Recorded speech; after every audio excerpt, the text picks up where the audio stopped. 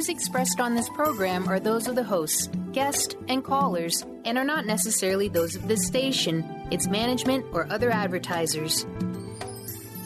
You're listening to Transformation Talk Radio.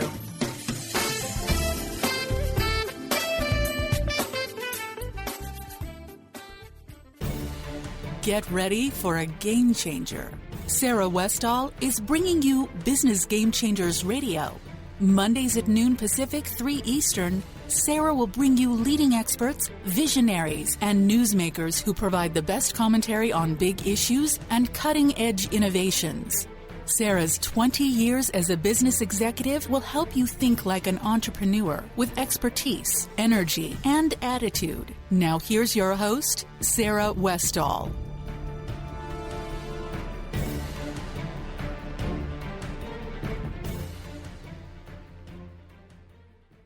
Welcome to Business Game Changers. I'm Sarah Westall, and you're listening to Conscious Business Radio on the Transformation Talk Radio Network. Today, we are going to be talking about the Affordable Care Act, or as everyone likes to call it, Obamacare. You all know that the premiums are having huge increases all across the board, and everyone is being affected by this.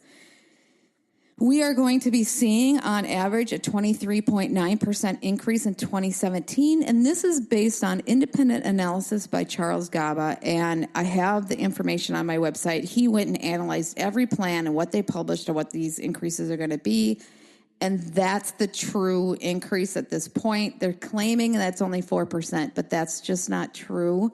And anybody who's looking at the potential premiums for 2017, they know what I'm saying is accurate. And when people's salaries have only increased by 3% on average over the last 4 years, it's just not something that can be sustainable by any measure. The system just can't handle it. So I took a look at my home state, which is the state of Minnesota. I wanted to see really what the increases have been since 2014. Because, Trump was nailed in the last debate when he was saying that the increases are going to be 65, 70% increases.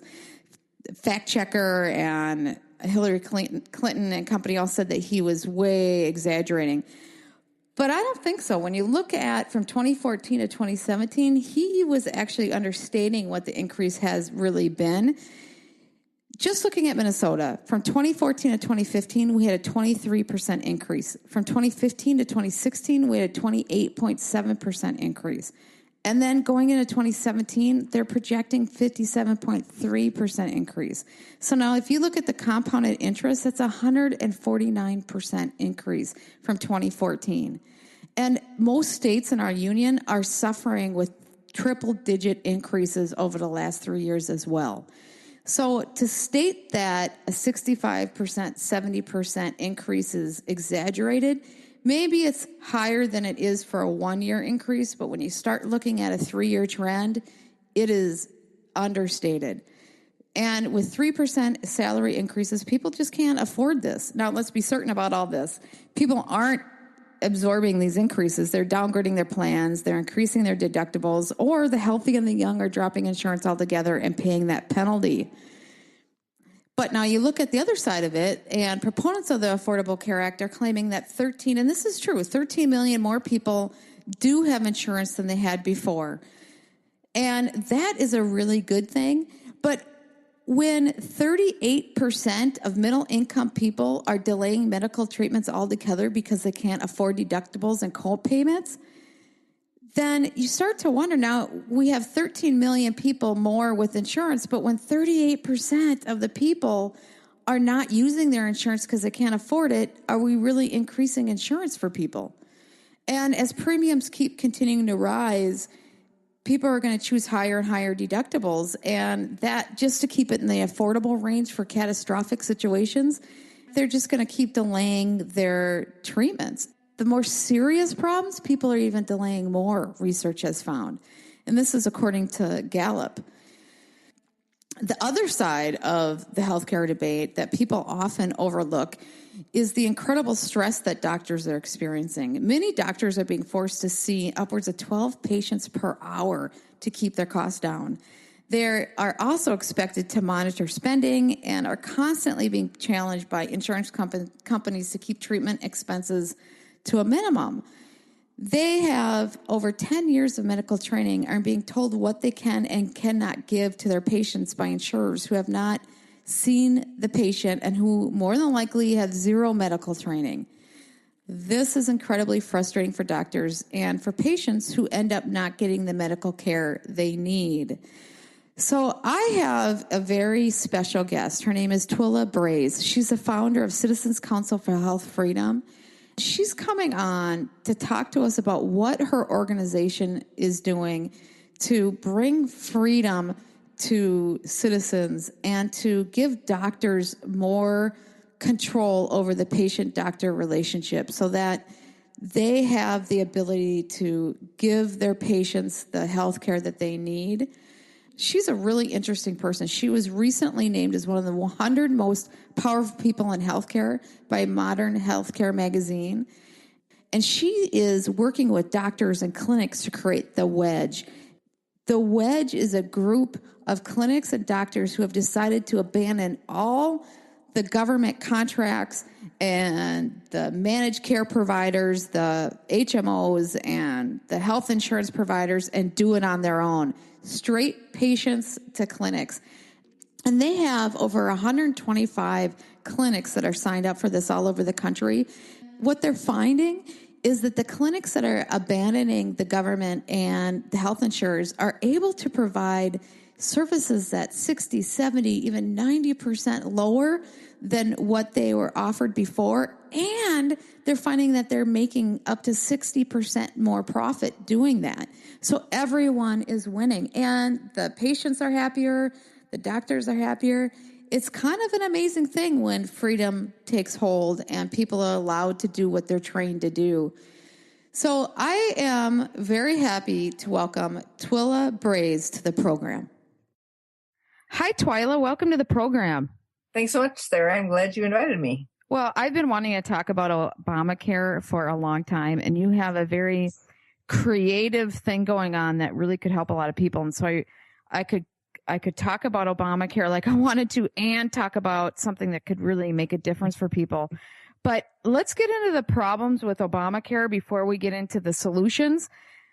Obamacare's health insurance costs have absolutely skyrocketed. People are freaking out, including me, when you look at what your new health care bill is, right? It's really have gone up quite a bit. People who do not qualify for subsidies are paying 50 to 100% more for insurance. And in many cases, it's more than their mortgage payment. Why has this occurred? So there are several reasons. It's all mostly has to do with the law and how the law was structured. And if you recall, the law initially said that, well, the law still says that all of us have to be insured. All of us have to purchase or get some health coverage of some sort. But of course, the Supreme Court ruled that we do not and are not required to purchase insurance, that would be unconstitutional. On the other hand, the Supreme Court said, but if they don't, then you can fine them, but you can't fine them enough to force them to purchase health insurance. So it can never be onerous, so onerous that they are forced to purchase health insurance. And so the fine has to stay relatively small. And therefore, all sorts of folks, particularly the young and the healthy, who know that they, like maybe last year, they never ever even visited a doctor. Maybe they haven't this year. Maybe they haven't gone to a doctor for 5 years. And they look at the cost of those premiums and they say, this is not a very good deal for me. And so I am not going to get coverage. The law was based on the fact, and it was structured in such a way that they require everyone in the country to be covered so that all the money from everyone in the country comes in to feed the system. And that isn't what happened. So that's one reason. Another reason is that all the sick and the older have now come into the Obamacare exchanges. Now, the Obamacare exchanges are by themselves very expensive even to create, to run, to manage. They're very expensive for the state. They're very expensive for the federal government. The overhead is expensive. The overhead is expensive. That's right. Before you even get into any care. That's right. So it's this huge technological superstructure that has to be maintained. There's all these lines of code. They have to be connected between the states and the federal government. I mean, it costs millions and millions and millions of dollars to even create it. I'm not even sure that they have figured out totally the back office operations. They were not finished for the last 2 years. They may or may not be close because it's so complex and it's so expensive. And so, but hardly anyone is using it compared to what they thought people would use it, which means all of these costs are then put on a smaller number of people, so that that increases the premiums, because there's a part of your premium that is taken out to pay for this superstructure. Well, everybody's looking for alternatives because it's so expensive. That's right. And another reason it's really expensive is because the companies that are left, a lot of the companies are starting to leave the exchanges because they've lost so much money. And that's because all the young and the healthy haven't come in. And it's also because the employers didn't switch to the exchanges. They really thought that the employers would switch all sorts of their employees into the exchanges, and most employers have chosen not to do that. And the whole structure, again, the whole financial structure. And why did they choose not to do it? Because the cost was more expensive? I mean, because it's always money with them, right? With employers. It's money, but it's also satisfaction. They do want to keep their employees. So if you look what's available on the exchange, they may have decided they don't want to force their employees into whatever. Because it wasn't a cost savings. Why switch over when it's the same price or more and it's not as good? That's right. In addition to that, if you are a self-funded company, you can offer an Obamacare compliant policy, but you can also offer bare bones policies, which for the company make a whole lot more sense, but they also make a lot more sense for a lot of the young and healthy workforce who only want something to be there more generally, not a big catastrophic policy because they can't afford the catastrophic policy, but they want some sort of a policy. So I think there's a variety of reasons that employers said, no, we're not moving to the exchange. So one of the big reasons that the prices are where they are now is for the insurers who have decided to stick with the exchange. They are raising their prices so high because the government, through Obamacare, said we are going to, for the first 3 years of Obamacare, we are going to refund you all your losses. We're going to reimburse you all your losses. Oh, geez. I didn't know they were doing that. Oh, yeah. There's 3 programs, often called the 3R, but it's like this 3-tier program of redistribution, reinsurance, risk adjustment, and risk corridors. And 2 of those are supposed to be gone at the end of this year. And they are failing to fulfill their promises. So, for instance, one of them, reinsurance, was supposed to take care from all the health plans and give it to risk corridors was supposed to take money from all of the health plans that had a really good year, right? Their expenses were lower. Yep. And give it to all the health plans that had a really bad year. Their expenses were higher. But the fact of the matter is that there weren't hardly any plans where the expenses were lower and all covered. So, well, it's because the sick people are the only ones in there pretty much. That's right. So the plans asked for something like $2.9 billion to be reimbursed. But the money that the government got from the so-called plans that had a good year was just short of $400 million. Oh, geez. So in other words, the federal government only paid, I think it was 12.8% of the claims that came in from all these insurers. So that's why you see these insurers saying, we've lost $500 million. We've lost $300 million. And now some of them have started to sue the government for that money. Okay, so now if they're going to raise all those rates up, then all it's going to do is be more of an exodus out of that by people who are maybe not even that little bit sick. I mean, anybody who would save the government money are going to leave those exchanges. That's right. Because it doesn't make any sense.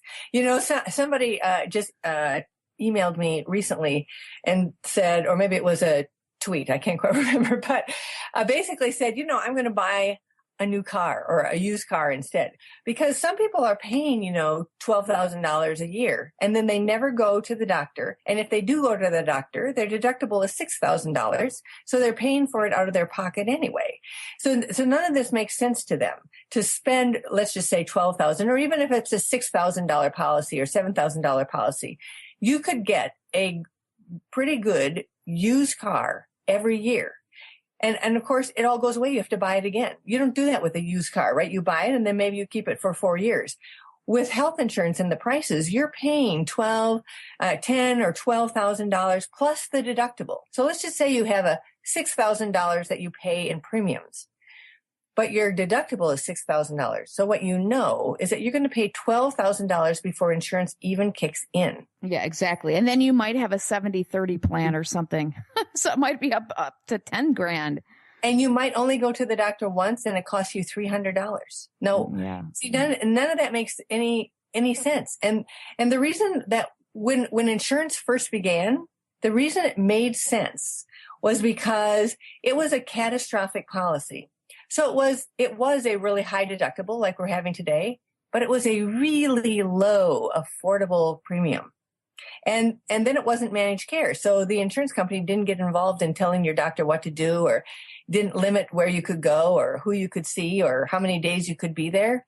And so it was just a backstop for you financially if you really had a catastrophe, because so few people actually have catastrophes. Which is what it's becoming now for a lot of people anyways, except they're still managing all the details of it. Because if you think about it, like for us, our family, as soon as you go to an HSA, you're essentially paying for all your own health care. And then unless you have a catastrophe, you're not even going to end up tapping into health insurance. So essentially, that's what you're doing in most cases anyways, except you're paying a lot more for it. That's right. I wrote an article about 2 years ago that Obamacare is a scam, because what it has done is it has allowed the health plans to charge us phenomenally expensive premiums for a product that should be affordable. Years and years ago, a lot of us had catastrophic major medical policies. They were very, very affordable. They did indeed have high deductibles, but because the insurers and others weren't involved in making our healthcare decisions, and there wasn't all of this sort of what I call mother may I medicine, where you're going up to the health plan and the insurer and trying to see whether or not you can get something covered, because all of that kind of stuff wasn't involved and it was just coverage for a catastrophe. It was truly affordable.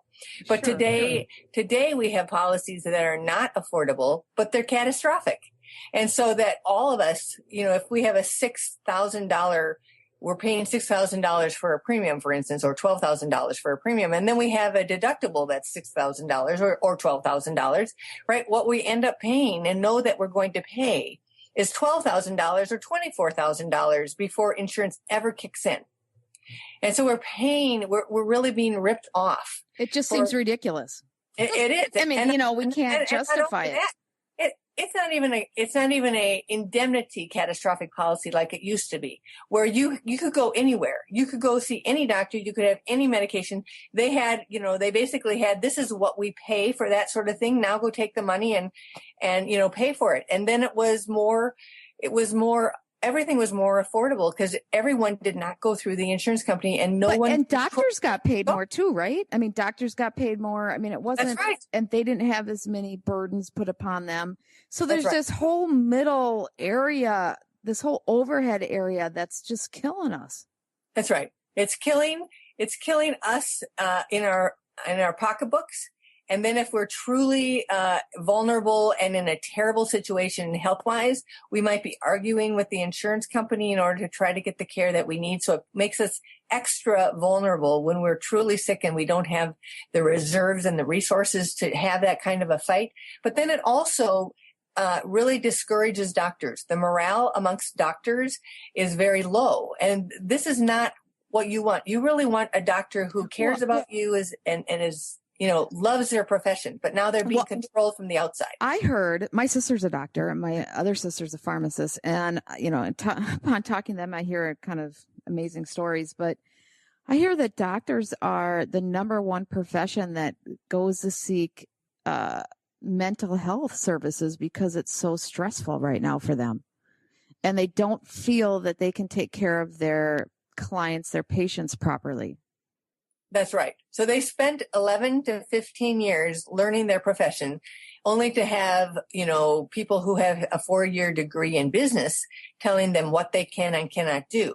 And they spent all this time and gave of their life in order to do something that meant something to them. You don't give up that much time because it's, isn't meaningful. And so they look at their patients across the exam table or at the bedside, and they're thinking about what the payer is going to say, what the hospital electronic health record is going to let them do. And they know what they want to do. And so it's like it's putting them in an ethical quandary, in a place where they shouldn't be. And they are becoming, through Obamacare, they're becoming rationers. That is what Obamacare is set up to do. It is set up to make the hospitals and the doctors those who ration care rather than the health plans, because of the payment structure that is put in place in Obamacare. Well, I know the doctors are just getting so angry because there's some things that their patients need so they don't lose a limb, or I've heard some terrible stories where they haven't paid for things that patients need, and then there's a catastrophic result that occurs, and now it ends up costing a lot more money. It's awful. Well, a lot more money. And then, of course, what about the life of the patient? Right? Oh, yeah. I mean, that's the money is the side issue. It's the point is that they're going after it to save money, and then they're costing them more money. The real problem is the ethical issues with not taking care of the patient properly. Right. And I think if I could have a moment to just describe here what Obamacare wants to do with the health plans and the doctors, to give everybody a bigger picture, because I don't think anybody really. That's what I want to get into, like why the state exchanges, why we all have those, and what is their overall plan. Well, I think here's what the plan is really, that the insurers will no longer be insurers. So just wrap your mind around that. So let's just say United Healthcare, Aetna, Kaiser, they don't really plan to be insurers at the end of the day, because Obamacare moves to something called accountable care organizations, ACOs, which are called HMOs on steroids. But the structure is different than you would think. What the structure is that the hospital becomes like the umbrella, and all the physicians and clinics become under them. And so they merge together into something called an accountable care organization. Then the federal government takes the money that they have at the federal level, and they give it to, let's just say, United Healthcare or Kaiser. And then Kaiser strips off 15% of it as administrative expenses, sends the rest of the money to the ACO, this hospital and physician group. And then the hospital and physician group, that's all they're going to get for a year for a certain population of patients. And now they have to divvy it out. What does that mean? That means that the health plan is no longer at risk for the health of the patients. It means that the ACO is at risk. And that means the doctors and the hospitals are at risk financially to care for the patients. And what does that mean? That means that the ACO, your hospital and your doctors, have become your insurance company. Well, but what is the Aetna and Blue Cross Blue Shield doing now? So what they're doing is they're becoming the dollar distributors and the patient trackers, because the ACO is getting money for a quote. Why do we need them? Because the ACO is getting this money for a population of patients, and they don't actually know who their population is, but it's whoever walks through their door. And they want to try and keep patients from walking through their door because they only have one pot of money for this population. Oh, yeah. So, they want as little patients as possible. Right. And then if one of their patients for their population goes outside of the ACO, like to a different doctor or even to a different state, they have to pay money for that patient because they're in the population, right? So they have to know that that patient went somewhere out of the ACO, and that's what the health plans become. The health plans become all about the data, and they will. And so they're being paid for that data, but they're also, taking off this 15% that they're allowed by Obamacare to take for, quote, administrative expenses to provide to, the rest of, they're only allowed. What would they be doing? I mean, the whole point is we're paying for insurance. So that's an actual product that we're paying for. But what are they doing now? That would be a non-product. I mean, it would be something we wouldn't want. It's a different way of looking at it. That's right. You don't want your hospital and your doctors to become those who have a single pot of money out of which they're going to try and figure out how to divvy it from January to December. Who's going to walk through the door, pity you if you come in November. Well, right? I just don't understand what these big companies, what used to be insurance companies, will be doing. I mean, like, what this administrative work, why would we need them? And why wouldn't the hospitals themselves be able to just pay for an outside service to manage that instead of having to do? I mean, I don't know what service they'd be providing other than huge overhead. There has to be still the look of insurance. So you'll still have your United Healthcare policy. But you know what I'm saying. I just don't. I just think it's a huge expense that's not actually providing benefits to people. Well, it's not providing benefits to people, but I guess what the purpose for me bringing this up is for your audience to understand that we believe that the insurance company is not going to be doing insurance anymore. It's not going to bear any risk at all because it's going to shift that risk all onto your doctors and your hospital.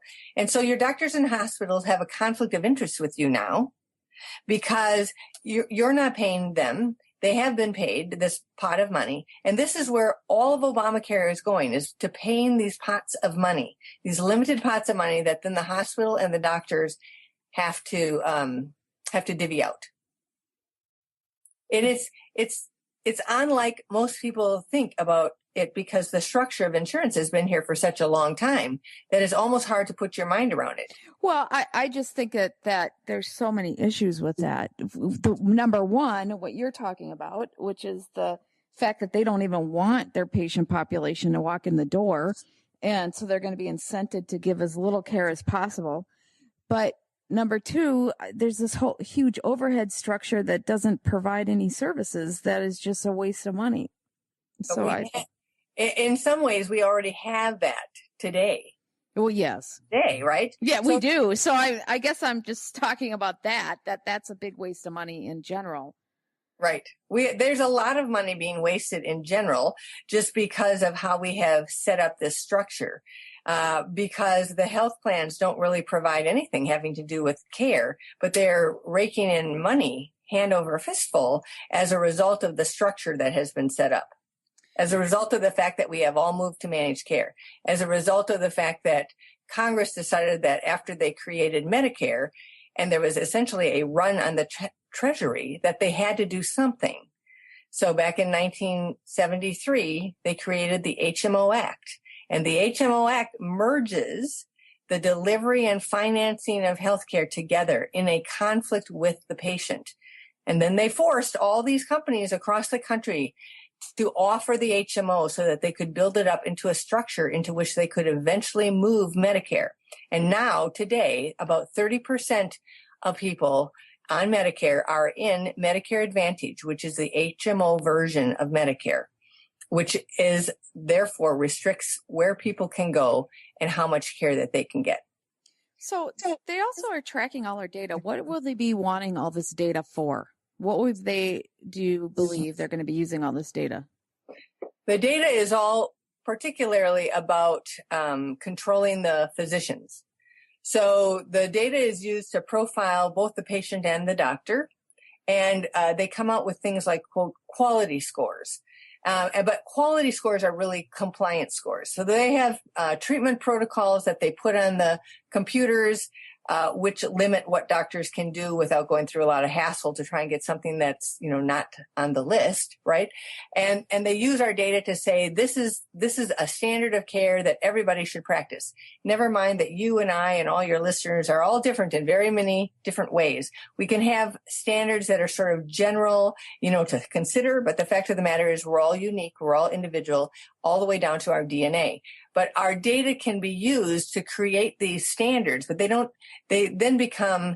just guidelines. They're actually more like dictates or mandates. See, this is a problem I'm having in general in how we're managing things. I teach at the University of Minnesota in the Carlson School, and there is a huge benefit when you have a fast food restaurant or if you have a assembly line, to have things very mechanized, to have things very laid out and exactly precise how you want to have things done.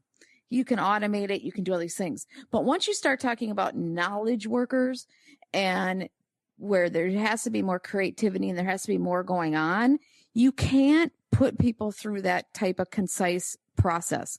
Sure, there will be a lot of elements that fit that, but there's so many things that fall out. If you make the mistake of putting knowledge workers in a knowledge area through a McDonald's drive-through, if you will, then it really messes things up, which is what we have going on here. We've got to a point as a society where we realize that we can automate things and mechanize things and do this assembly line and do all these great things that make things more efficient, but we're trying to apply it to everything and it doesn't work. It's right. Basic management. And so these people who claim to be all these management people, they should know that. And they're cramming things into a square when it's not a square peg. Well, my thought about the whole health insurance industry as it stands today, not what it used to be when it was true catastrophic indemnity insurance, but as it stands today is really the patient and the doctor are cogs in their system. They're profiting off of this system. They're profiting off of patients and doctors. And we've all sort of, bought into this because seems to be where we've gone and where we went, and this is how it's done. But really not. I mean, I don't know if people have bought into it or if they just all feel like it's an overwhelming problem that they just feel they're sucked into. Well, maybe I shouldn't say bought into. Like there's nothing that they can do. There's nothing that they can do. So now it's like, well, this is how it is, right? But this is not how it should ever be for the patient and the doctor. Well, but you've come up with this huge solution. I mean, this great solution to try to solve some of these problems. That's correct. And I want to get to that. And I also want to talk about the fact that we will always have, other developed countries do take care of everybody.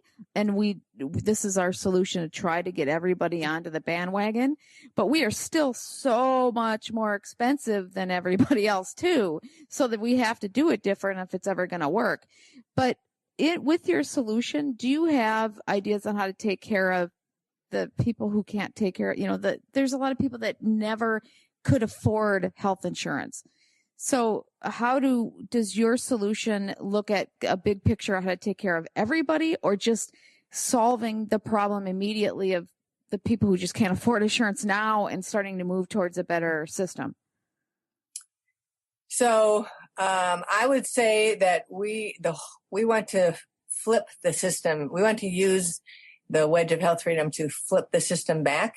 And one of the things that I like to just point out to people is there are lots of countries that have coverage for everyone, right? Coverage. But the only thing about healthcare that really matters is the care. And if the coverage is so expensive that you don't even have your own money left to get the care that the coverage says you can't have, then we have a problem. And the only reason people get coverage insurance at all is because they're worried that they wouldn't be able to get care. So when you have developed a system like we have here in the United States where the coverage is so expensive and the care there's no guarantee that you'll get anything. Well, everybody's afraid to go to the doctor. I mean, right. Even people with money are like, oh, I don't know if I want to go. That's right. That's right. So we've developed a system where we're paying these health insurance companies all this money to not provide us any care, and then we have less money in our pocket when we actually need care, and then they say no. And so, it's a bad situation that we've developed, and it is not patient friendly. It is not where healthcare should be. It's not doctor friendly either from the way that these doctors are being affected either. That's right. Just health, their mental health. Right. Yes. Because it is a juxtaposition for them. It is a conflict that they cannot resolve between what they know they should do ethically and what they seem to be allowed to do as a result of the system that has been built around them. So what do you have as a solution? How are you dealing with this unbearable high costs, and how are you making it work for people? And from what I understand, you have like 160 different clinics that are involved and lots of doctors. So people are starting to jump on this bandwagon that you have going on and really realizing it's a possible thing that can really work.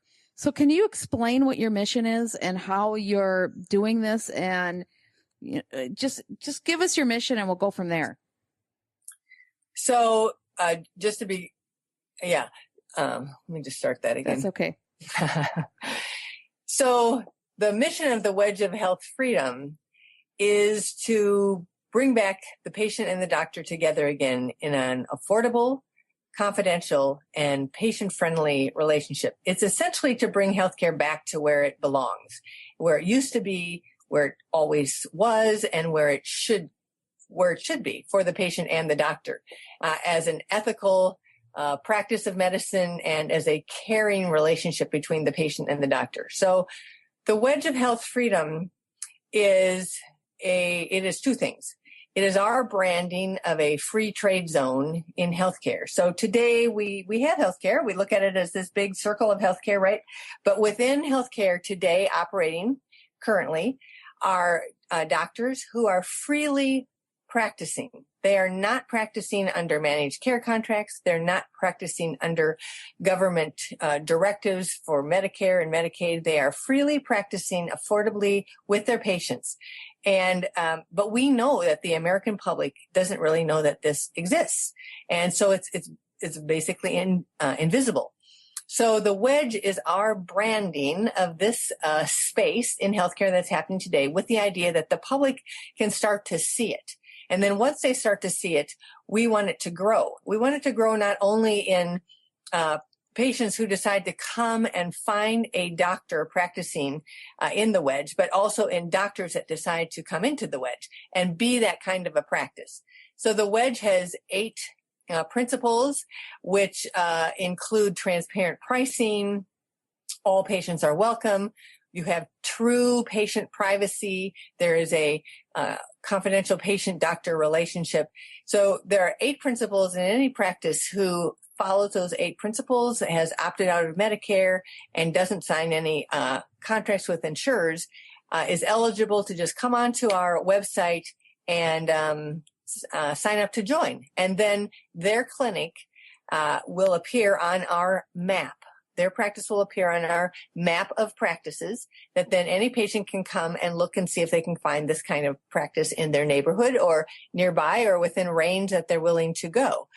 And so, the whole idea here is to help patients and doctors escape the current healthcare system, which does not treat patients and doctors the way this entire relationship and the practice of medicine was supposed to be, as an ethical, confidential, patient-friendly, caring relationship between the patient and the doctor, where the patient really knew that the doctor was their advocate. The patient really knew that the doctor wasn't there to ration their care away, wasn't there to follow the directives of a payer, the government or a health plan, wasn't there to limit their access to care, but would really truthfully tell them all the options and then would lay out all the prices.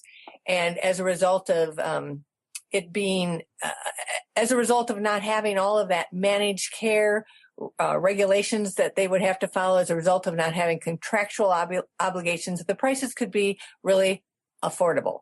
And that's really what that's what we're doing with the Wedge. Okay, I have a question. Now, let's say for everyday kinds of things, I would really want to go to something like the Wedge where I'd pay just whatever the fee is. I have to do it anyways with an HSA or high deductible plan. But what about if you have something catastrophic like cancer, or you need a heart transplant or something like that? Do you have a means for doing what catastrophic insurance used to be? So to be very clear, I need to say this very clearly. The Wedge does not take the place of insurance. So the Wedge is not a form of insurance whatsoever. I know. So if we wanted to use the Wedge, we would still need catastrophic insurance. Or not. So if you want to be insured, you still need to have insurance, or you could use a health sharing organization.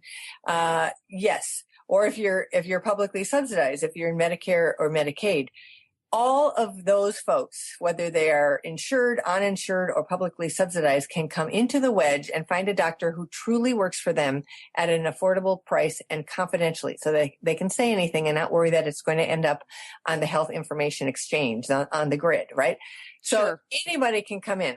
But we do not discourage you from having insurance because we really believe that, catastrophes happen. Why not have a catastrophic? Well, I just wish there was more like, I see a solution that could come forward that could say, okay, let's have catastrophic health insurance that is just for that. And then the other parts all go through this wedge kind of scenario. And I mean, develop it into what it used to be. Right. And in the wedge, we already have specialists that have signed up. And so, a lot of times when you get to catastrophes, you're really talking about things that you use specialists for, right?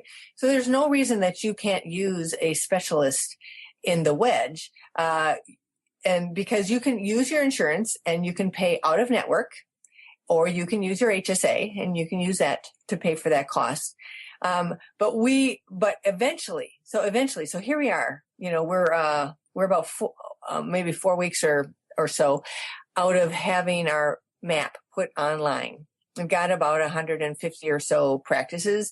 There are specialists, there are primary care, there's a midwife, there's a psychiatric, there's psychiatrists and mental health clinics, and there's surgeons, and so they're all all of those kinds are there. And we want to get everyone who's already practicing what we would call the wedge way. We want to get all of them from all around the country on our map, and then we want to drive people from everywhere to the map because this is where they can get affordable, confidential, patient-friendly care. So now, right? how much could you save by going through the wedge, where you have a doctor who doesn't have all the bureaucratic crap that they have to deal with versus going through the normal insurance, nightmare?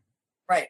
So there are several things. There's at least two different ways to think about that. So some of the practices in the wedge are cash-based. In other words, they're all cash-based, but these are cash practices where they have a list of what everything costs. Everything has its own itemized cost to it. So it's an itemized list and it's all very public.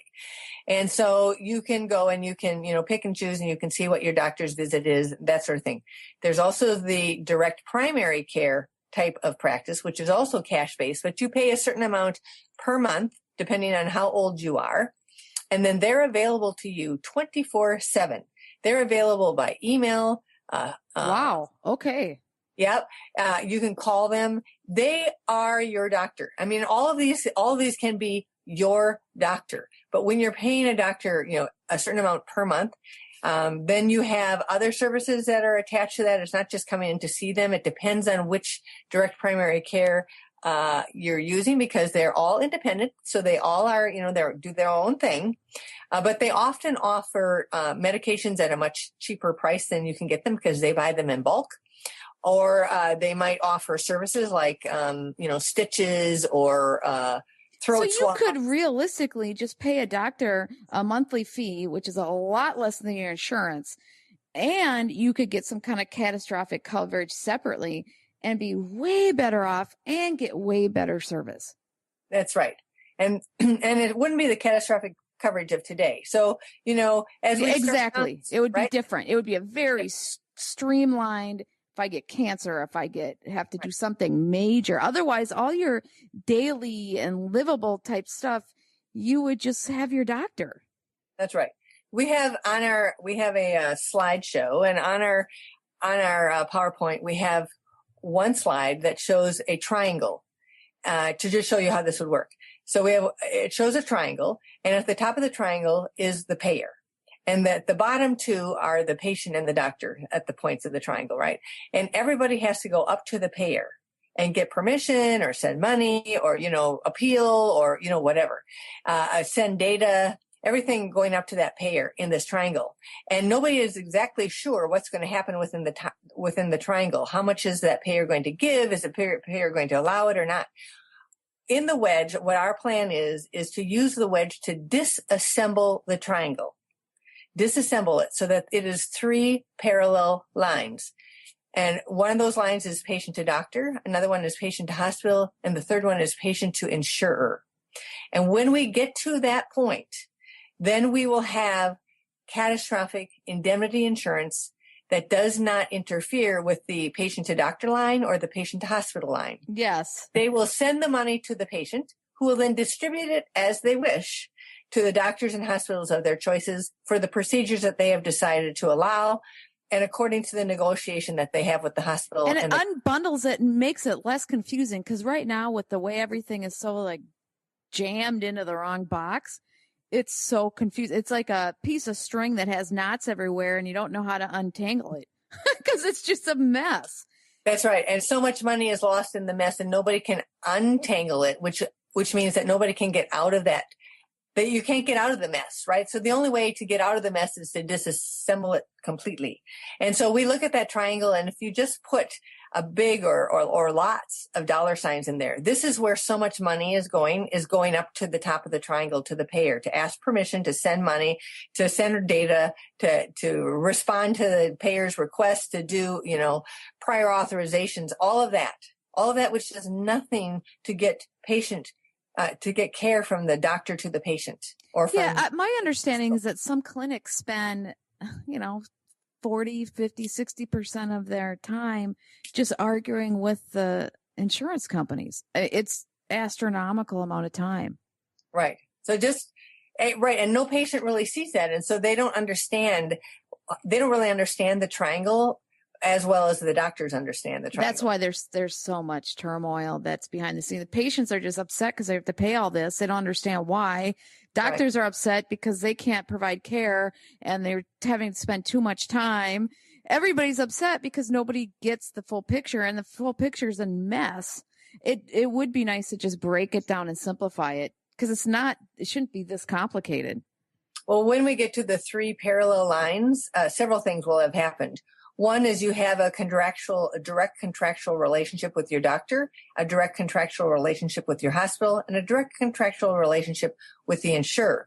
And the 3 do not intersect, except that the hospital will come into the doctor will come into the hospital, right? And the insurer will pay the patient, but it will not be this tangle. It will be all of these accountable relationships. But the other thing that will have happened is that there won't be managed care anymore. There won't be managed care because there won't be networks, because doctors will not have signed the contracts with the insurers. They start to free up the doctors to do the job that they were trained to do and get the people who are not trained to do medical care out of that business. And all of the money with it. And if customers now have to pay directly, then doctors will still be accountable for making sure their services are affordable, but it's to the patients. It's kind of like eye surgery, the LASIK eye surgery, how that was just a competitive market, and how it really came down to price, and it's high in quality. Right. As soon as you would take something like LASIK and you would decide to make it a part of the covered of your coverage and not be direct, it would just skyrocket in cost. Skyrocket. Yeah, it'd probably be $10,000 instead of $600 per eye. Honestly. Yep, that's right. And I will say, when it comes to prices, see, people are so afraid of the prices, and this is not where we should be. We should bring healthcare back to non-scary, right? Where you can actually afford it. So I was talking to somebody who had a bill of $27,000 from the hospital. In that bill was an emergency room visit, and then basically 7 days with an IV. Or 5 days with an IV, a week. I didn't ask exactly how many days. So a week with an IV. And so $27,000. But when she looked at the bill from the HMO, it was paid in full at $10,000. And I said to her, so let's just imagine that hospital didn't have to follow 132,000 plus regulations for Medicare, or 20,000 plus regulations from Obamacare, or a whole bunch of different managed care contracts, and all the billers and the coders and the lawyers and the managers and the data reporters that have to do with all of this. Now, how low could the hospital bill have been? $4,000? Well, yeah. I mean, but what's this 27 if they're paying 10? The 27 is the charge. And then there's the negotiated rate with the. And see, so they end up paying 10. The actual, what they ended up charging was 27. So if you're non-insured, you're paying 27. Unless you negotiate it as well, which hospitals will often do. But you know who won't is the pharmaceutical companies when you're buying something from a pharmacist. When you can get a drug for like $15, but if you're not insured, it's going to cost you $250. Yes, that's right. And you can't negotiate. That's right. That's right. But it's hard. The reason why the drug prices are so high is one, because of the FDA and how long they take to do things, right? I've heard figures from 12 years and $1 billion. That's how much it takes to get one approved drug out. But I've heard figures even higher than that, right? Yeah, but the issue, so there's a lot of cost behind that, and that's a whole nother can of worms. Yeah. But if you're insured, you might pay $15. But if you do not have insurance, it could be $250. I mean, there's a huge swing between insured and non-insured because they negotiate a much lower rate. So people without insurance really have issues. Yes, when it comes to pharmaceuticals. But one of the reasons that the pharmaceuticals can be that high, I think, is because of third-party payment, right? So when third-party payment is such a piece of what happens, and when there's lessened competition, because that's, with the EpiPens, the whole deal. Yes. EpiPens, right? $600 for a twin pack that goes away and expires in a year. But it was like $100 or something, right? And they jacked it by 6 times. Yes, it was actually less than $100.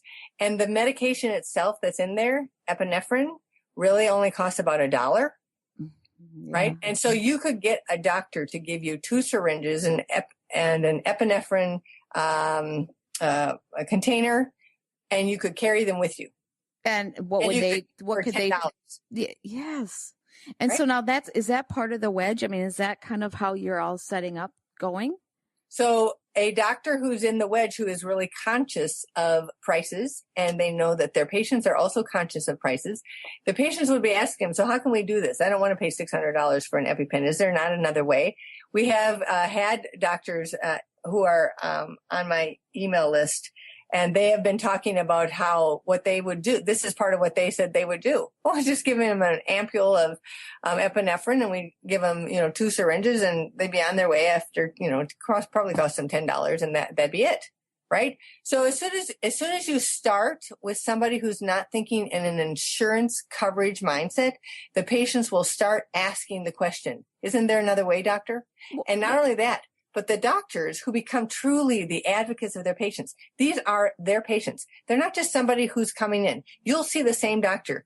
You'll have a relationship. They'll be looking across the table at you, the patient, and going, I care about this person. Why would I want to make them buy something for $600 every year? There's a really easy way to do this. They start actually. Well, what about pharmacists, though? There are pharmacists that can custom make things as well. And I just had a pharmacist on last week who is custom making drugs because the mass producers aren't making like pain medications, and that they're not making like creams that can just target one area, or they're not making certain drugs that they used to make before because they look for just fulfilling what the masses need. And so many of these drugs, people fall out of that mass thing. It gets back to my whole everything's a drive-by or drive-through restaurant. And so this pharmacy is creating custom drugs, all legal, and making it affordable, and also helping people get off of, being addicted to drug medications. Because we have over 100 million people addicted to drug meds in this country. And so there's solutions coming from pharmacists. So do you have pharmacists in the wedge? We do not yet have pharmacists in the wedge. So I think that is something that could certainly come, but it's impossible, of course, to turn this entire system around, on a dime. Well, I know. I'm just thinking just right now. I mean, someone like it's Shalom Pharmacy, but someone like that could be connected to all these doctors and really help them out. Right. So they're doing compounding, and there aren't a whole lot of pharmacies doing compounding. But when you need something special, it's a wonderful thing to have a compounding pharmacy available, because that's what they can do. I mean, and he's doing it at affordable prices, and then he works with the doctor to help figure out how to unwind the person who's addicted to pain meds or figure out a way to get them. He's doing more service than a normal pharmacist because they're working to keep them from being addicted to drugs in the first place, and they're doing all these things. And so he has a lot of really good relationships with doctors to try to solve some of these issues. Well, that's wonderful. That's great. I just see a future of freedom. We're starting with this map of freedom, but the whole idea is to drive to a future of freedom for healthcare. And it's just a matter of, we've started the journey, and we are so thrilled with all the practices that have come online. And we know that there's so many more practices that can be part of our map. And then, of course, our hope is that all those doctors that are looking to, they look at everything that they're doing, the bureaucracy, and they're just pained. They're pained by it, right? And that we could start to peel them off, that they would realize that, oh, yes, patients could actually find me. There's a place, if I decide to, get out of this big group, or if I decide to go insurance free, patients could actually find me, and I will offer them affordable prices, and I will not have to deal with all this bureaucracy. I won't have to deal with the government. I won't have to deal with the health plans. I'll be free to be the doctor that I always wanted to be. And we will start to peel them off into the wedge. And so we have on the wedge, we have a share tab as a way for patients to hand something to their doctors, because we believe that patients will be able to reach their doctors in ways that our organization, Citizens Council for Health Freedom, that we cannot. And so they can reach their doctors, and they can plant the seed of freedom in their brain. And one of the cool things that happened is we have a card. We have a card that patients can use to hand to their doctor. That's just a regular card. If you happen to come to one of our events, we have the cards, but anybody can do this on the share tab. Anyway, so I took this card to an orthopedist that I happened to be seeing for a broken toe, and I gave it to her, and she read it, and without looking up, she said, "Oh, this is great." And then when she was all done with reading those 8 principles of the wedge, she looked up at me and she said, "You mean all I'd have to do is my job?" She said, this yes. is wonderful, right? Well, now this is every doctor. So now can they make more money and charge patients less without all the bureaucracy in their way? So doctors will find several things when they first decide to drop all of their contracts and the government. They will find that it will take them a while to build up their patient base. Some of their patients, probably a majority of their patients, will leave, but some of them will stay. And then they'll start to gain more and more and more patients. And then they will limit the number of patients that they will have. Oftentimes, depending on who they are, they might limit it, particularly in the direct primary care. They'll limit like to 400 or 600 patients a year that they will give full service care to. But I was reading about a specialty practice who dropped all of their insurance contracts, and it was 4 years after they had done that. And they said that they were making 60% more than when they were when they dropped their last contract. So while they were still having contracts, they were making 60% less than they were 4 years later after they dropped all the contracts. And were their patients paying less, significantly less at the same time? Yes, because they don't have to do all those costs related to the bureaucracy of managed care and government. In addition, they don't have to do the electronic health record. So you may or may not realize that the electronic health record is mandated by the government if you want to be fully paid by Medicare. Otherwise, there's a reduction of 6 to 9% from every Medicare reimbursement.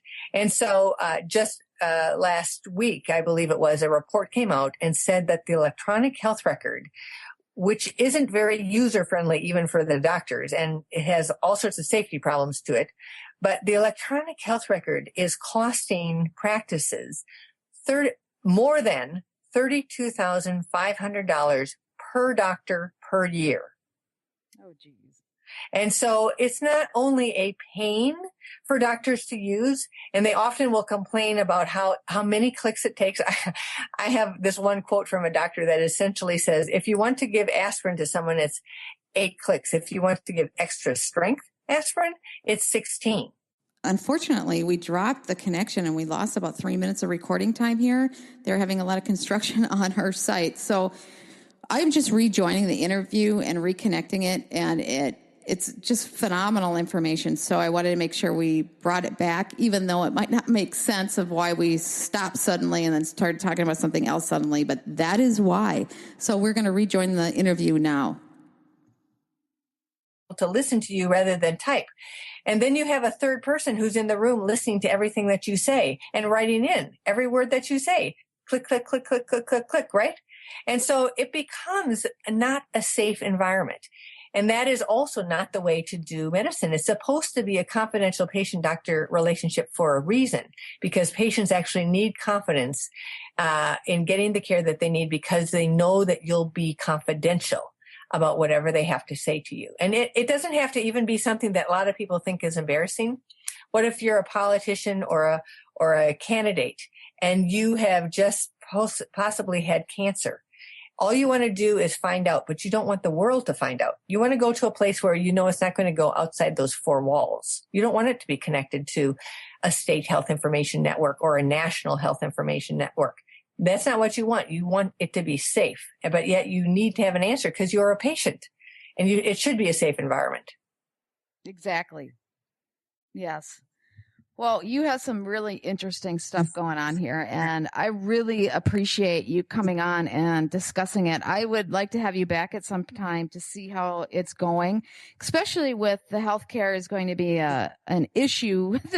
Every campaign now from the next 10 years is going to be, well, probably every campaign forever. Healthcare is a major topic, but I think this as well. Now I got to ask you, do you think Obamacare could ever really be repealed with where it's at right now? So I think the American people believe it will never be repealed. I think you're right with that. And the purpose of the wedge is to basically circumvent Obamacare so that we actually will neutralize it. So even if it stays in law, it will be neutralized. It will be impotent. It will not have the power because people will not be under its rules or regulations or its laws because will have decided to set themselves free from all of that. And so that those controls will not be able to come into those practices. And eventually, we hope to have wedge hospitals so that all of those regulations and all those contracts are not signed by those hospitals either. And so hospital care, even cardiac surgery becomes affordable. All you have to do is go to the Surgery Center of Oklahoma and look at their prices and see what's in their prices. They don't take any contracts. They don't sign any contracts, and they don't do government healthcare, but they will see people, lots of people, even see them charitably, not even charge them anything if they really truly can't pay. Right. But those prices can be 50 to 80, sometimes 90% cheaper than elsewhere because they don't have to have all of that. So prices. But yet they still, that's just crazy. 50, 70, 90% less, but yet they still make more money. They do. And all the surgeons are so happy. I remember when the anesthesiologist who started the Surgery Center of Oklahoma, I remember when he talked about a waiting list of surgeons to come in. Why is that? Because the surgeon comes in, does their thing, gets paid with a check, doesn't have to fill out any reports, doesn't have to do an electronic health record. It's just pure, simple practice. Well, and they don't even like the whole business part of it. That's not what they went to school with. It's not in their personalities. Science, knowledge worker types, they don't like it. They hate it. Most of them do. And if they like it, they go into administration. That's not what they're about. And we're forcing people to do things that are not part of their nature. There's so many things wrong with it from a management perspective. And I don't know why it's not obvious. You know, people say all these management people are coming in and managing it, and that's why it's screwed up. Well, I kind of look at it and go, well, I don't even know if that's the case because good managers and people, MBA programs and think they're not teaching this. This is bad management. Yes. I look at it really as just a calculated strategy by outsiders to rip us all off And it, I mean, they just found a way. They found a way because everybody needs healthcare. So they found a way, and we need to find a way out. That's exactly what they do. Is they find big industries where they can make money. They figure out how to skim a certain amount off the top and get themselves in. And that's what happens. Now it's turned into this big nightmare. And we just need to roll it back and turn it into something that's realistic. I do think we need to figure out how to take care of the ones that can't take care of themselves. There needs to be a solution for that in any caring society. But right now we can't take care of anybody. I mean, the average people are really struggling. So we have to solve that and come up with solutions to solve the people who can't, we're a caring society. So we want to care for those who can't care for themselves. Well, but this isn't how you do it. Well, and I will say that when it comes to taking care of people who are on, let's just say Medicaid, right? The Medicaid level. So there are clinics, the Patmos Clinic in Tennessee. Patmos means pay at the moment of service. And he has a whole bunch of Medicaid patients because the prices are Medicaid friendly. Or if necessary, they barter. And those people provide him with something that he needs. I also talked to a doctor in Ohio who has a cash practice. He has all his prices up, a menu of itemized prices, and 20% of his practice is Medicaid. The folks that come to a wedge practice are going to be paying cash, check, or charge, but they're going to, even if they're on Medicaid, they might find this highly affordable. And it might be exactly what they want. They aren't going to be treated any different than anybody else because they're coming in at the same level of everybody else. So they will be just a patient like everybody else. They just happen to have less income, but it's going to be for many of them affordable in many of these practices. So does Medicaid actually then reimburse them because they're out of network? Or no, it just doesn't even matter because it's just better for them. That's right. It's a doctor who cares about them. They're not looked at as a, quote, Medicaid patient, and they're seen timely. Right. And this is a lot of, if you're a Medicaid patient, you might not be seen timely because, of course, Medicaid doesn't pay very well at all. And for many doctors, it's not worth the price to take a Medicaid patient because the paperwork consumes so much time. It eats up all the money that you might get. Right. Yeah. So it's far better to take care of the Medicaid population charitably, which also then either charitably or have the prices so low that they can afford them. If you take care of them charitably, you take care of them only when they need it. It's not the government paying a certain amount to the health plan per member per month, no matter if they ever use it. And so this is where a lot of health plans are making their money, is off of Medicaid. But when you're a doctor, you can take care of them charitably or at a price that is affordable. And if you take care of them charitably, they also feel the generosity. It is no longer an entitlement. They feel the generosity and feel more accountable to coming in only when they have to come in. Because when it's an entitlement program, it messes everything up. That's right. Versus a charitable program where they know that somebody's giving to them of their time. It's a different deal.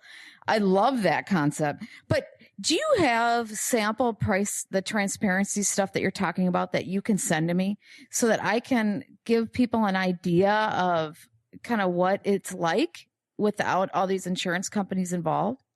Sure. A lot of these clinics, it's not wedge pricing, right? We don't do their prices. They just choose their prices because they're independent, freely practicing practices that we're just letting the world have a window in on in hopes of getting everybody to go and become their patients. And so I know Patmos Clinic has theirs online. This Ohio clinic might have theirs. Surgery Center has all of theirs online.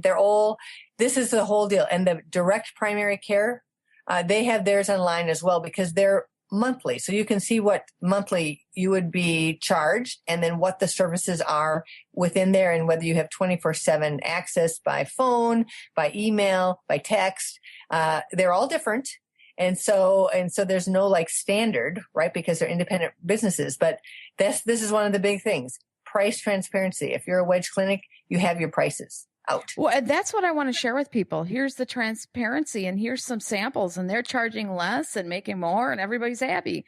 And, just the bottom line is right now, people just need to save money. I mean, to stop the bleeding, they need to have a more affordable solution right now. That's what people are looking for right now. And then once they start getting involved where they're not treated like just a person going through a drive-through and they're actually getting really good care, then they'll start going, oh, okay, this is what this is about. This is what doctors used to be. Because people are so used to being just shoved through this process. You sit in the waiting room and you might have to wait for 45 minutes to an hour. But if you're late, you get charged. I mean, it's all these things because they have to see, like I said, it keeps being this drive-through. They have to see so many patients an hour.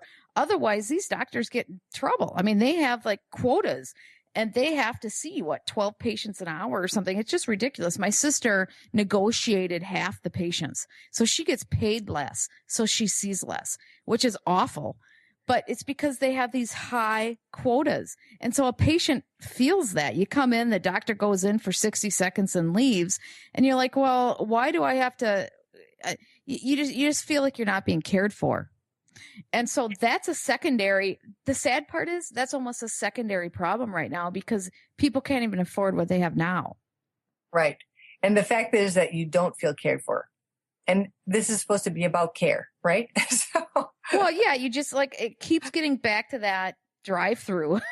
You just feel like you're putting through, and it shouldn't be that way for something like this. And you're spending so much money, and that money that you are spending in premiums never is what you're being used. It's not what you're using at the doctor's office. So then you're using more money, but you're still not being cared for. Right. It's like, yeah. So I met with the doctor for 3 minutes and I'm paying $200. Right. What is that? Right. And you come in with questions or you don't, or you have a separate question and they say, I don't have time for that question. This is...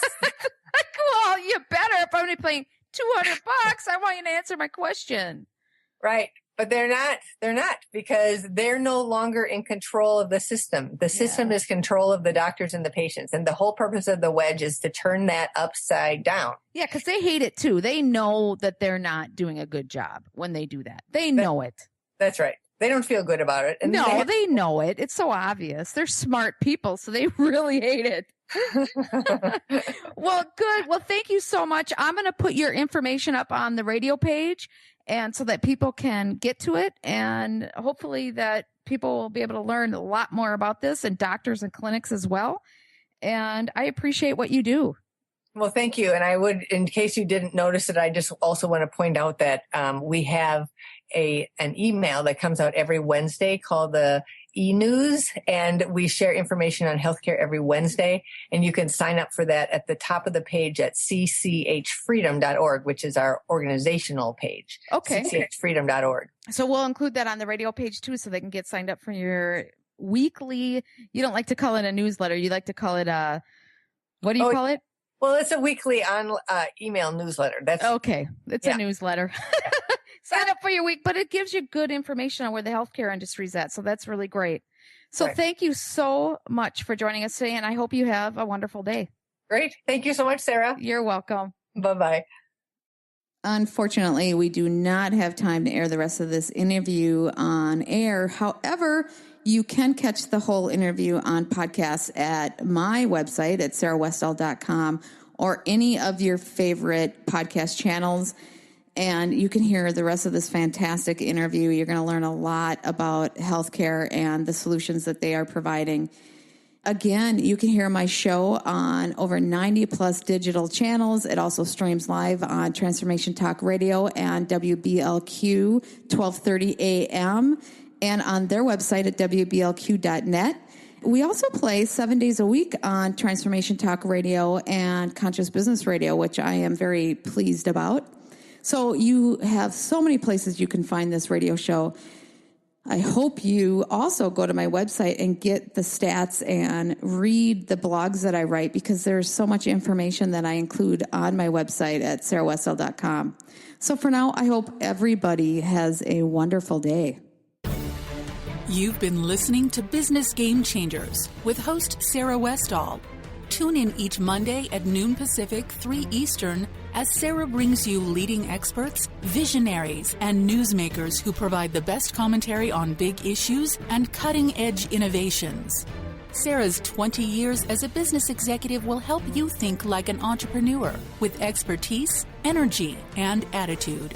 Tune in Mondays at 12 noon Pacific Time and learn more about Sarah at sarahwestall.com today.